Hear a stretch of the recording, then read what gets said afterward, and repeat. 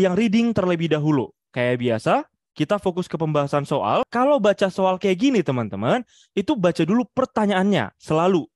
Yang namanya soal bahasa Inggris, selalu baca dulu pertanyaannya. Biar kita ada arahan. Pertanyaannya, the passage mainly discusses.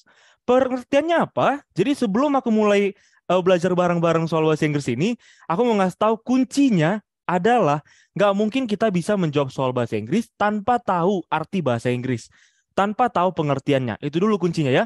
Kalaupun next ada dibilang cara cepat nih, cara cepat, lihat kalimat pertama, lihat kalimat terakhir misalnya kayak gitu, itu pada intinya tetap at the end, endingnya adalah harus tahu juga artinya.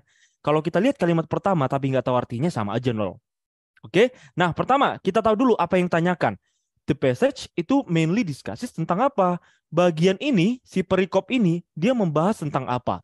Mendiskusikan tentang apa? Kalau kita lihat teman-teman dari opsi A sampai opsi D, teman-teman silahkan dibaca. Itu lebih ke berbeda-beda semua ya. Untuk opsinya lebih beda-beda semua, tapi mayoritas ya tentang membahas hurricanes. Hampir di setiap opsinya ada hurricanes. Jadi mungkin kemungkinan besar topiknya atau main idea-nya itu tentang hurricanes. Kalau pertanyaannya kayak tadi teman-teman, mainly discuss. The passage mainly discuss, itu materi main idea. Kalimat-kalimatnya bisa berbeda. Kadang ditanyakan what is the topic, what is the subject of the passage, what is the main idea, main point, primarily concerned, best title, dan lain-lain. Tapi secara garis besar, mereka ini pengerjaannya sama. Cara pengerjaannya sama. Gimana tuh cara pengerjaannya?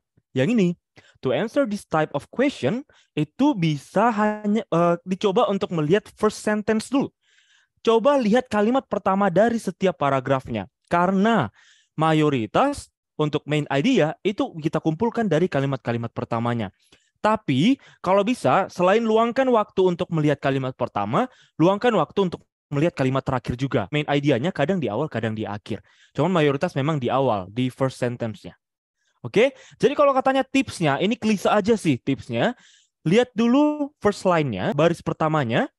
Kemudian setelah kita lihat nih, misalnya paragrafnya ada 3. Kita cek, kita baca kalimat pertamanya, kita baca kalimat pertamanya, kita baca kalimat pertamanya. Kemudian kita rangkum sendiri, kira-kira gabungan dari ketiga kalimat itu apa. Balik lagi kayak aku bilang teman-teman, walaupun kita lihat kalimat pertamanya, kalau kita bahkan nggak ngerti dia bilang apa, kalau kita nggak ngerti si kalimatnya itu membahas apa, yang sama aja kosong gitu, sama nonsense kan. Jadi kira-kira gitu. Ingat, kalau mau jawab bahasa Inggris, harus bisa bahasa Inggris. Kayak misalnya bahasa Indonesia deh. Kita bisa pakai cara cepat di soal bahasa Indonesia. Kenapa? Karena kita basicnya udah tahu aja soalnya tentang apa. Gitu dia. Oke? Nah, jadi intinya kita baca first line dari paragrafnya. Kita coba langsung aplikasikan ke soal ini. Kalau di soal kita, itu coba teman-teman fokus sama yang kuberikan warna merah. Kalimat pertama di masing-masing paragraf. Kalau di kalimat pertama, itu dia membilang si badai ini, hurricanes itu badai, itu sih biasanya terjadi di Atlantik Utara dari mulai Mei sampai November. Jadi di sini dia membahas tentang kejadian si hurricane, kejadian si badai dari mulai Mei sampai November. Dan puncaknya itu di September. Oke lah, berarti kita ambil kesimpulan bahwa kalimat pertama membahas tentang terjadinya badai di bulan Mei sampai November di North Atlantic, di Atlantik Utara. Nah, kalau misalnya kita next ke paragraf berikutnya, kita cuma fokus ke kalimat pertama aja, coba teman-teman dibaca dan dipahami. Of the tropical storms that occur each year in the North Atlantic. Jadi teman-teman coba diartikan, dari badai tropis, tropical storm, yang terjadi setiap tahunnya di Atlantik Utara, hanya rata-rata sekitar 5 doang yang cukup kuat untuk disebut sebagai badai. Jadi dari storm di sini itu beda sama hurricanes. Konteksnya storms di sini levelnya masih di bawah, hurricanes ada di atasnya. Ya, jadi dari tropical storms yang terjadi di North Atlantic ini, itu hanya 5 doang yang bisa hanya 5 doang yang dikategorikan sebagai badai. Kira-kira dari kedua ini, apa yang bisa kita simpulkan? Apa kira-kira irisan mereka berdua? Intinya membahas tentang badai dan fokusnya membahas di North Atlantic aja. Hanya di Atlantik Utara doang dibahasnya, teman-teman. Jadi, kira-kira mana jawaban paling tepat? Kalau misalnya kita pilih how many hurricanes occur each year, berapa kali sih si badai itu terjadinya tiap tahunnya? Itu masih jawaban yang kurang tepat buat yang jawab A ya. Kenapa jawaban A itu kurang tepat? Karena di sini hurricanes ini terjadinya itu yang dibahas hanya di satu area doang, bukan di seluruh dunia. Kalau di A ini itu dia kurang spesifik. Hurricanes yang dibahas di soal itu bukan hurricanes aja, tapi secara spesifik badai di Atlantik Utara. Itu doang yang dibahas, teman-teman. Kalau A itu masih kurang pas. Kalau yang B juga nggak membahas tentang kekuatannya ya, nggak terlalu ada membahas tentang kekuatannya, itu pun nggak, ibaratnya gini, kalau kita mencari main idea, harus dibahas di kedua paragrafnya. Harus dibahas di semua paragrafnya. Kalaupun ada membahas tentang kekuatannya di paragraf kedua, tapi paragraf pertama tidak dibahas, berarti bukan main idea itu. Ya kan? Nah, kalau misalnya yang C, the weather in the North Atlantic, itu kan lebih membahas tentang cuaca kan teman-teman ya. Membahas tentang cuaca, padahal kalau badai itu bukan termasuk ke weather. Oke? Nah, jadi jawaban kita yang paling benar adalah D, hurricanes in one part of the world. Apa itu one part of the world-nya? North Atlantic. Badai di salah satu bagian dunia. Apa tuh bagian dunianya? Secara spesifik Atlantik Utara. Gitu dia. Kira-kira gimana teman-teman? Untuk yang ini apakah aman? Boleh kita lanjut ke yang berikutnya. Biar makin mantap, coba teman-teman jawab soal yang ini. Oke, balik lagi. Pertama kita fokus sama pertanyaannya. Main idea. Oke, kalau main idea Kak, katanya kan lihat langsung di ini. Langsung di kalimat pertama. Nah loh, kalimat pertama tiap paragraf, ternyata paragrafnya cuma satu. Terus gimana cara jawabnya gitu kan? Jadi kalau main idea tapi di satu paragraf teman-teman, itu silahkan scanning aja, baca cepat untuk satu paragrafnya. Karena itu nggak tentu, bisa jadi di awal, bisa jadi di akhir, bisa juga di tengah-tengah, atau gabungan awal dan akhir kalau untuk main idea. Nah, sekarang seperti yang aku bilang tadi, inilah bukti bahwa nggak mungkin kita bisa menjawab soal bahasa Inggris tanpa tahu apa artinya. Oke, nah pertama, kira-kira kita mau cari apa? Apa sih yang dibahas secara garis besar di teks ini? Apa yang dibahas secara garis besar? Kalau kita lihat dari kalimat pertama, human beings have always polluted their environment. Berarti di sini dia membahas tentang apa? Polusi. Polusinya di mana maksudnya? Kalau misalnya yang kita bahas di sini, aku berikan warna merahnya teman-teman. Kalau misalnya kita bahas yang sini, human beings have always polluted their environment, itu kan pengertiannya bahwa manusia itu udah selalu, jadi dari dulunya itu udah selalu mencemari lingkungannya. Tapi in the past, di masa lalu, itu lebih mudah untuk mereka untuk pindah dan tinggal di tempat lain. Jadi ibaratnya kalau misalnya kita sudah mencemari satu lingkungan, ya tinggal pindah aja ke lingkungan yang masih bersih. Itu dia kan. They knew that given time, the environment would take care of the pollution they left behind, and they relied on the out of sight, out of mind. Jadi mereka mikirnya apa yang nggak kelihatan lagi, ya udah nggak usah dipikirin. Apa yang misalnya kita nggak ngelihat polusinya, ya udah nggak usah kita pikirin, bukan urusan kita. Mereka dulu mikirnya kayak gitu. Nah, itu kan manusia yang dulu. Sementara sekarang, di sini dikasih perbandingannya. Today, an increasing human population which uses an increasing amount of energy sources. Artinya kalau hari ini human population itu udah pada naik teman-teman. Maksudnya udah makin banyak lah manusianya ya. Populasi manusianya sudah meningkat. Nah, yang menggunakan sumber energi juga otomatis meningkat juga. Makanya diambil kesimpulan bahwa manusia sekarang itu udah nggak punya privilege lagi untuk mengabaikan polusi. Mereka itu udah nggak bisa mengabaikan polusi. Kenapa? Kalau tadi kan karena orangnya dikit dan bisa pindah-pindah. Kalau sekarang udah orangnya banyak, polusinya juga semakin banyak. Jadi mereka nggak bisa mengabaikan si polusi itu. Oke, nah coba kita cek untuk opsi A sampai D. Yang A, pollution is difficult on the environment regardless of your location. Artinya apa? Polusi itu sulit, maksudnya sulit untuk terjadi terlepas dari lokasi Anda. Masih kurang pas ya teman-teman ya, polusi itu bisa terjadi di mana aja. Iya kan? Nah, kemudian untuk yang B, karena pertumbuhan populasi manusia, manusia nggak bisa lagi mengabaikan polusi. Due to growth in the human population, humans can no longer ignore pollution. Untuk jawaban yang B gimana? Tadi yang paling banyak dijawab yang C ya. Coba kita jawab yang B, itu adalah yang paling benar. Kenapa? Karena di sini dia lebih membahas secara keseluruhan. Kalau teman-teman baca kelanjutannya, itu membahas tentang gimana keadaan populasi manusia. Kemudian apa efeknya, bukan apa penyebabnya. Oke, apa efeknya, bukan apa penyebabnya. C itu polusi merusak lingkungan kita. Iya, benar, polusi merusak lingkungan kita. Tapi ada part dalam paragrafnya yang nggak dibahas, teman-teman. Yaitu yang awalnya, latar belakangnya, latar belakang dari paragraf itu. Ibaratnya itu juga termasuk intinya juga, main idea-nya juga, ide pokoknya. Jadi kalau misalnya kita hanya fokus ke yang C, menghancurkan lingkungan kita, di sini sebenarnya nggak ada dibahas gimana dia menghancurkannya. Nggak ada membahas apa sebenarnya efeknya. Yang ada dibahas sebenarnya apa pemicunya. Yang di awal ini loh, dia membahas tentang konsumsi energinya seperti apa, orangnya kayak gimana, dan lain-lain.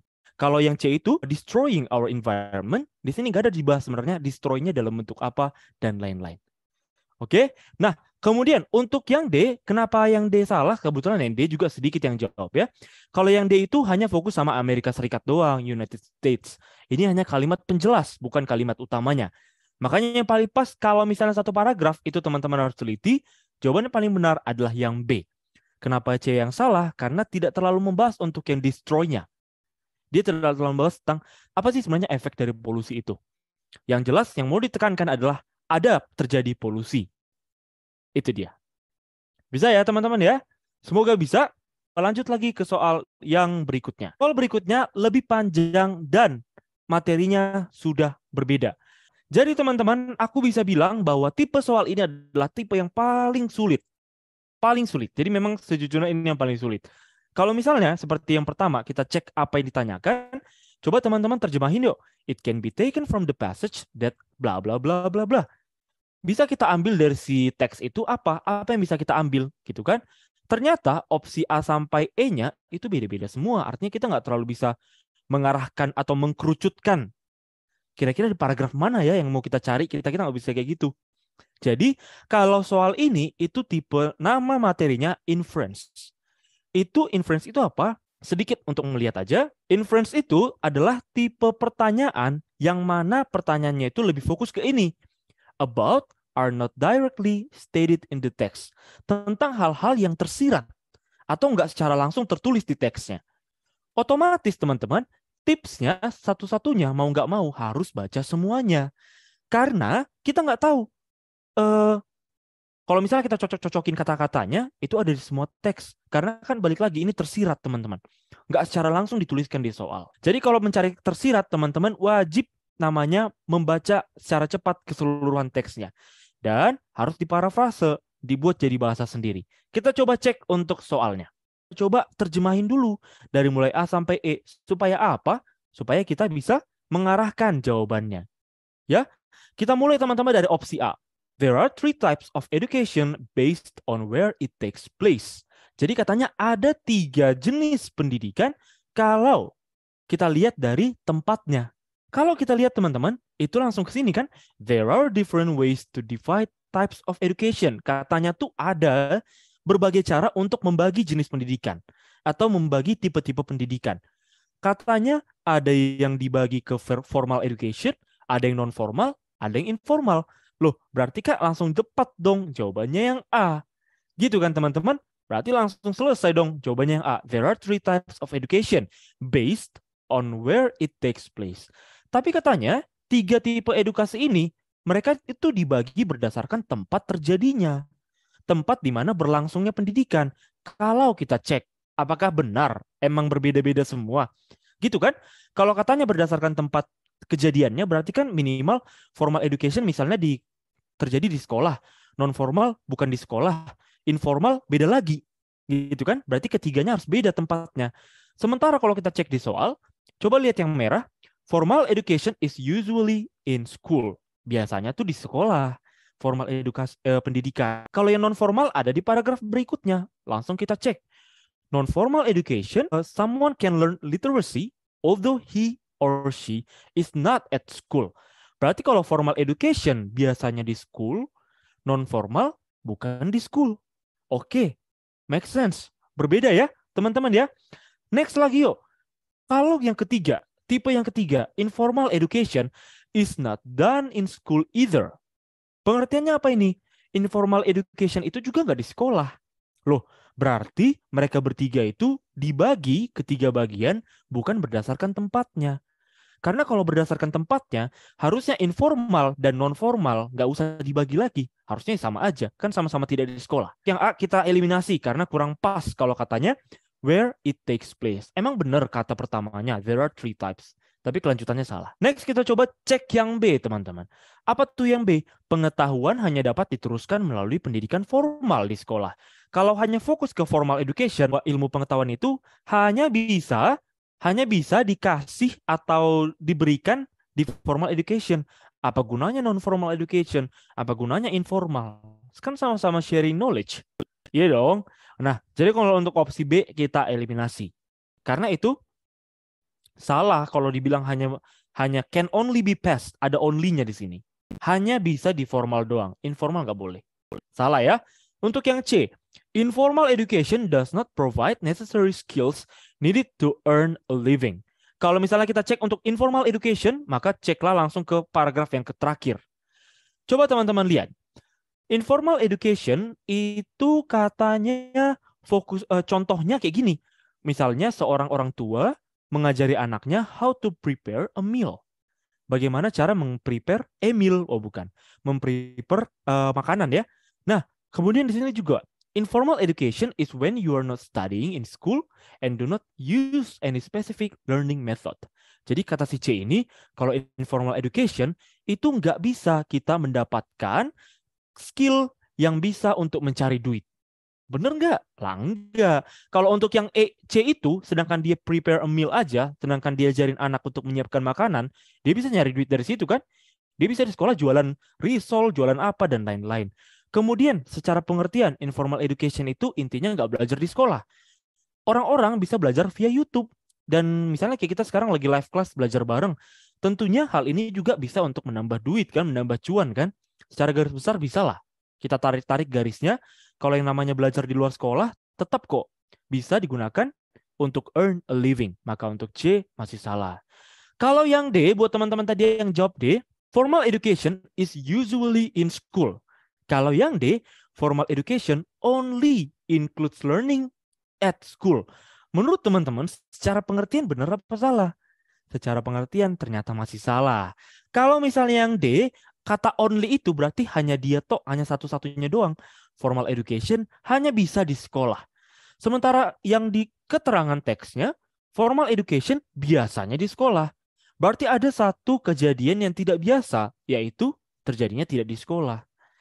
Gitu dia. Jadi kalau ada kata only maka masih kurang pas gitu ya. Jadi jawaban yang paling benar otomatis kalau sisanya salah semua ya tinggal E. Iya kan? Buktinya di mana? Kalau E itu non-formal education can be an alternative to prepare people for jobs. Jadi katanya non-formal education itu bisa kok sebagai alternatif untuk menyiapkan seseorang supaya bisa kerja, supaya dia punya kemampuan untuk kerja. Kalau di non-formal education kan paragraf 3. Ternyata di sini tuh katanya gini, he or she can also learn other basic skills or job skills. Jadi dari non-formal itu bisa belajar untuk job skills juga. Skill yang digunakan untuk mencari job. Gitu dia. Ini adalah soal yang menurutku yang paling mudah. The phrase, if bla bla bla bla bla bla bla. Terus dikasih tahu letaknya teman-teman. Last sentence of paragraph 3 means that. Artinya teman-teman hanya perlu fokus ke kalimat ini aja. Hanya fokus ke kalimat terakhir di paragraf ketiga. Nggak perlu baca semua. Makanya aku bilang ini yang paling mudah. Tapi balik lagi, ini bisa mudah kalau kita bisa ngerti bahasa Inggris. Kalau kita bisa tahu menerjemahkannya. Kalau nggak tahu sama aja tetap susah juga. Gitu kan? Kenapa tuh? Buktinya di sini. Kita coba cek teman-teman, mana sih kalimat yang ditunjuk tuh di bagian mana? Gitu kan? Paragraf ketiga. If everyone in the US will walk briskly 30 minutes a day, kalau pengertiannya itu apa? Kalau atau jika semua orang di Amerika Serikat berjalan cepat 30 menit sehari, kita dapat mengurangi kejadian banyak penyakit kronis 30% hingga 40%. Bisa berkurang sebanyak 30%, 40%. Oke? Nah, pertanyaannya, apa sih artinya kalimat itu apa? Tapi opsinya bahasa Inggris juga. Jadi kita bukan mengartikan ke bahasa Indonesia, Tapi cobalah bikin bentuk kalimat yang bentuknya beda tapi artinya tetap sama gitu. Kalau misalnya teman-teman mengartikan jika semua orang di Amerika Serikat berjalan 30 menit sehari.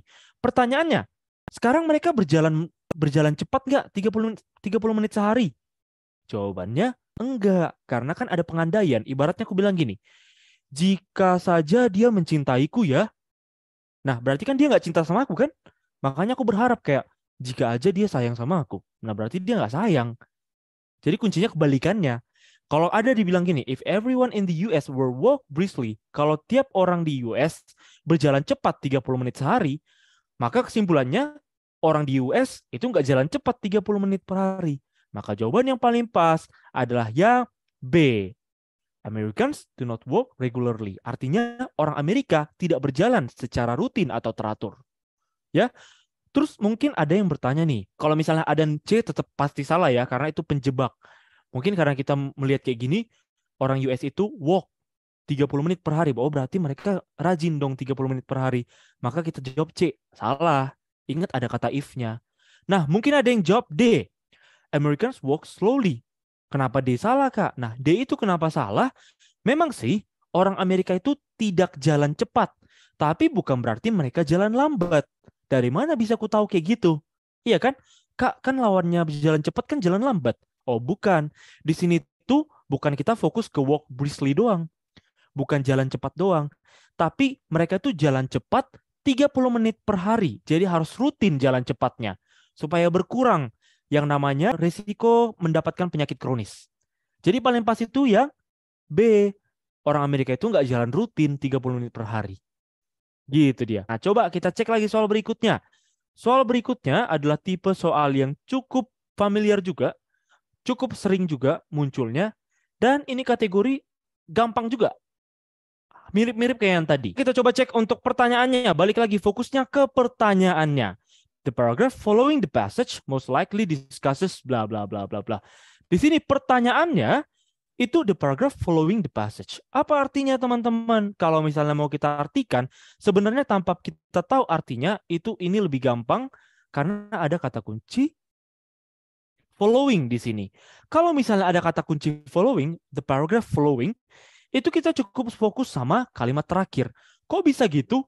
Karena arti pertanyaannya ini, paragraf setelah bagian ini, paragraf setelah ini gitu loh. Paragraf following itu maksudnya paragraf setelah dua paragraf ini kira-kira bahas apa ya? Nah, berarti biasanya paragraf itu saling berkesinambungan, teman-teman.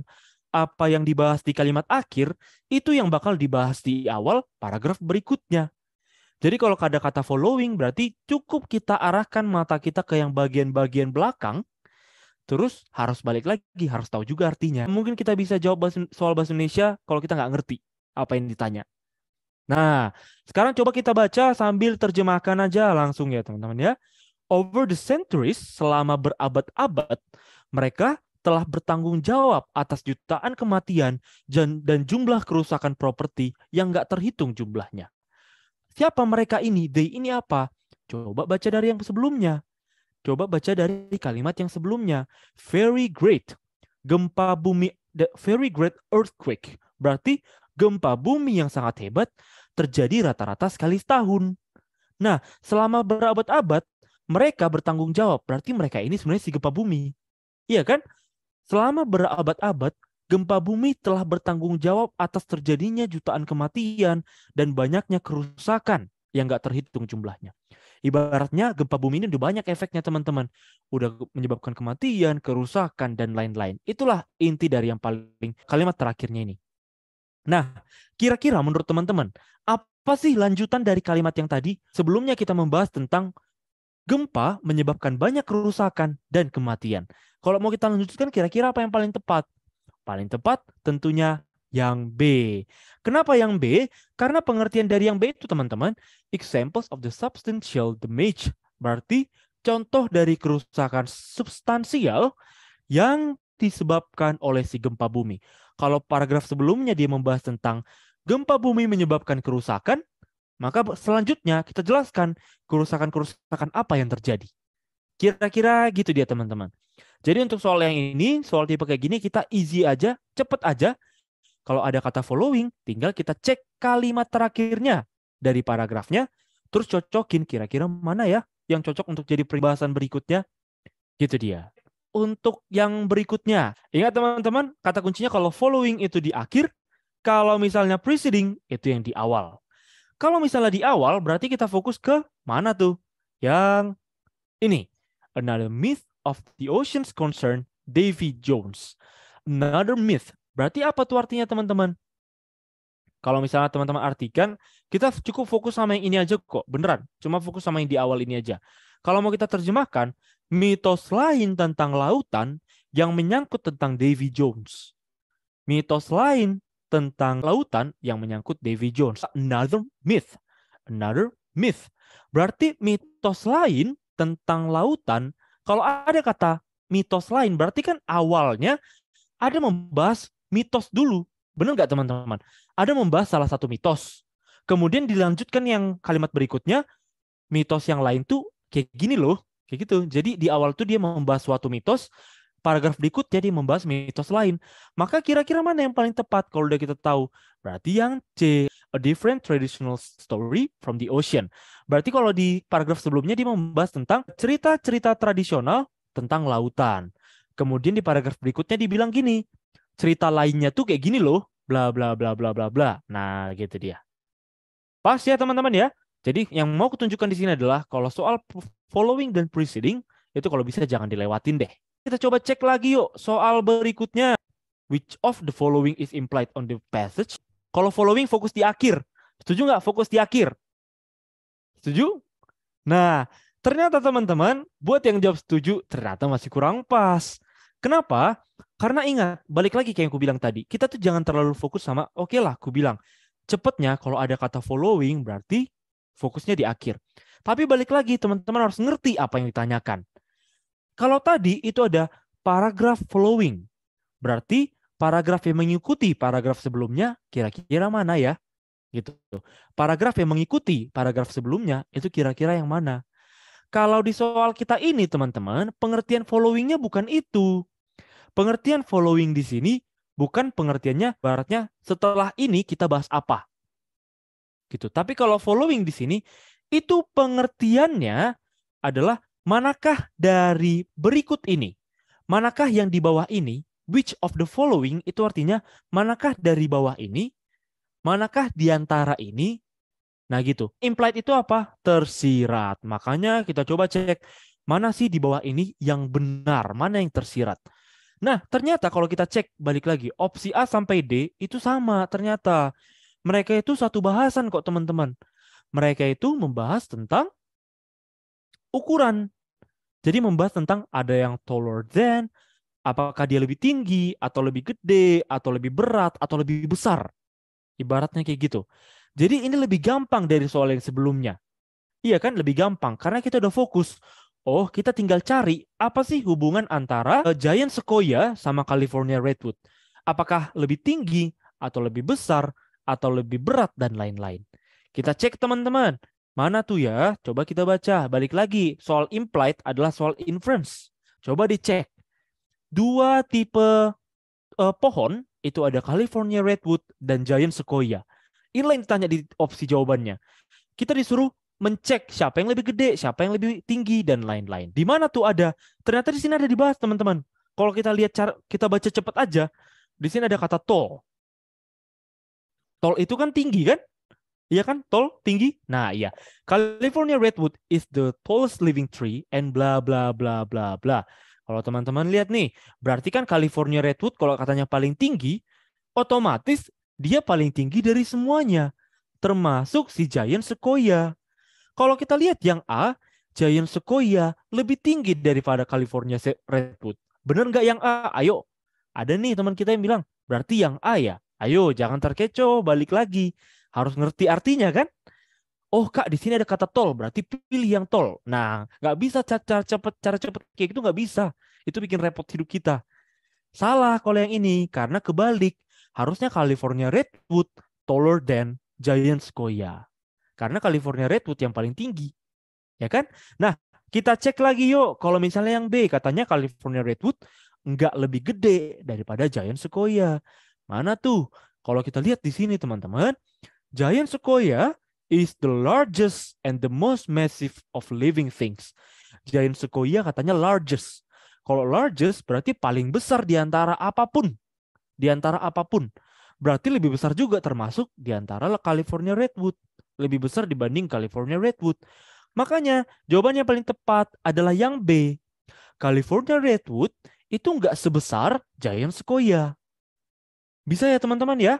Kalau misalnya kita cek yang C, California Redwood lebih berat. Oh nggak mungkin dong orang Giant Sequoia aja paling besar.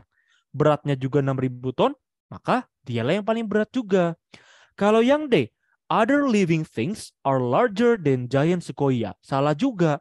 Udah jelas Giant Sequoia-nya paling largest. Yang largest lah. Masa ada yang lebih larger lagi? Masa ada other living things yang lebih large? Nggak mungkin kan ada yang lebih besar? Gitu dia. Jadi jawaban yang paling pas adalah yang B. Jadi sama-sama perbanyak untuk vocabulary-nya. Teman-teman kalau ada waktu dipersilahkan untuk menerjemahkan semua dari soal ini. Oke, dipersilahkan untuk menerjemahkan semua dari soal ini.